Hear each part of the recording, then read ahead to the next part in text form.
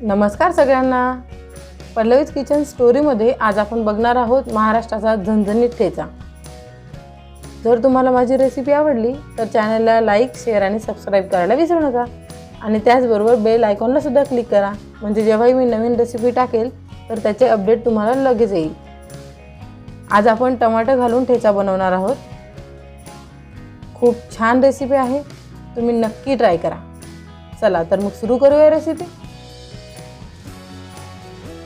ठेचा बनवण्यासाठी 100 ग्रॅम मी मीडियम तिखट मिरच्या घेतल्या आहे। तुम्ही तिखटही मिरच्या वापरू शकता। 25 ते 30 लसणाच्या पाकळ्या, थोडासा कोथिंबीरच्या दांड्या सुद्धा तशाच ठेवल्या आहे आणि 2 टमाटर बारीक चिरून घेतले। यासाठी जे बाजारात छोटे टमाटर मिळतात तेही तुम्ही वापरू शकता, त्याने टेस्ट अजून खूप छान येईल। चटणी बनवण्यासाठी लोखंडी तवा घेतलेला आहे। तुम्ही एखाद्या पॅन मध्ये किंवा कढईमध्ये मिरच्या भाजू शकता, पण जेव्हा आपण तव्यावर भाजतो तेव्हा त्याची टेस्ट खूप छान येते। आता आपण ह्या मिरच्या छान अशा पलटी करून भाजून घेऊया। थोड्याशा भाजल्यानंतर यावर आपल्याला तेल टाकायचे आहे। 2 ते 3 चमचे तेल वापरलेले आहे। आता आपण ह्या मिरच्या छान भाजून घेऊ।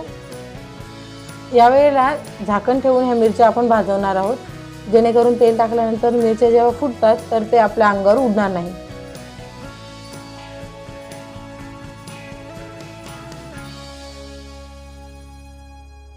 झाकण आपण काढून घेऊया। मिरच्या भाजलेल्या आहेत। अजून 1 मिनिटभर आपण या मिरच्या छान भाजून घेऊया।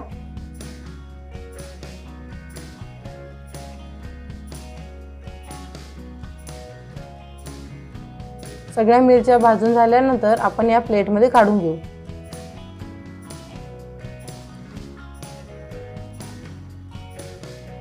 आता याच तव्यावर आपण जे चिरलेले टमाटर होतं ते आपण घालणार आहोत।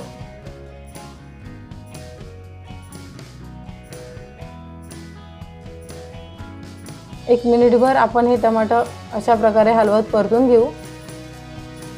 थोडंसं मॉइश्चर कमी झालेलं दिसतंय। आता आपण हे असंच ठेवूया, तोपर्यंत आपण ठेचा वाटून घेऊ। खलबत्त्यामध्ये आपण मिरच्या घालणार आहोत। बरेच जण हा तव्यावर सुद्धा वाटतात, पण ही सोपी पद्धत आहे। आता यामध्ये 25 ते 30 लसणाच्या पाकळ्या,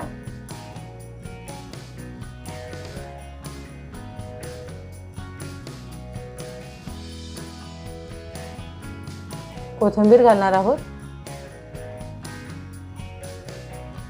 आणि चवीनुसार मीठ। 1 चमचा मीठ मी यामध्ये घालत आहे। आता याला आपण छान कुटून घेऊया। बरेच जण ही प्रोसेस तव्यावरही करतात, पण तव्यावर करत असताना कधी हात जळतो किंवा बारीक होत नाही, त्यापेक्षा ही पद्धत खूप सोपी वाटते मला। छान आपण चटणी कुटून घेऊया। खूप बारीक चटणी आपल्याला कुटायची नाहीये, थोडंसं जाडसरच टेक्स्चर आपल्याला ह्या चटणीचं ठेवायचं आहे।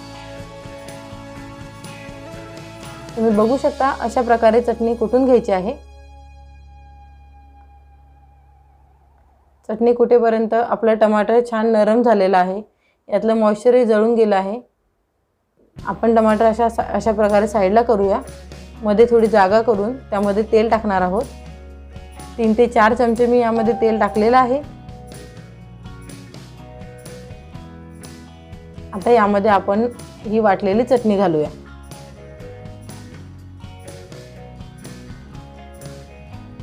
1 ते 2 मिनिट आपण हे छान मिक्स करून घेऊ।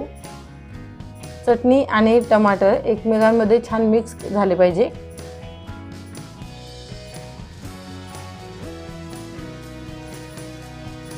एक 2 मिनिट आपण हे असंच परतून घेणार आहोत, जेणेकरून ह्याच्यामध्ये जे एक्सेस पाणी आहे ते पूर्ण निघून जाईल। कारण जर यामध्ये पाणी राहिलं तर ही चटणी आपण जास्त दिवस स्टोअर करू शकणार नाही।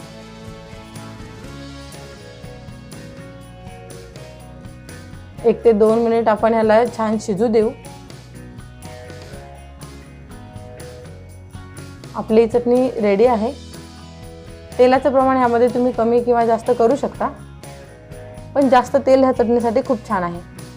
आता आपण ही सर्व करूया। ज्वारीच्या भाकरी बरोबर मी ही चटणी सर्व करणार आहे। परत यावर थोडंसं आपण तेल घालू. तेल घालून ही चटणी खाल्ल्याने खूप छान लागते. आपण ही चटणी ज्वारीच्या भाकरीसोबत, बाजरीच्या भाकरीसोबत किंवा भातासोबतही खाऊ शकता. एकदा बनवून ही चटणी 15 दिवस आपण आरामशीर स्टोअर करू शकतो. नक्की ट्राय करा. स्वस्त खा आणि मस्त राहा.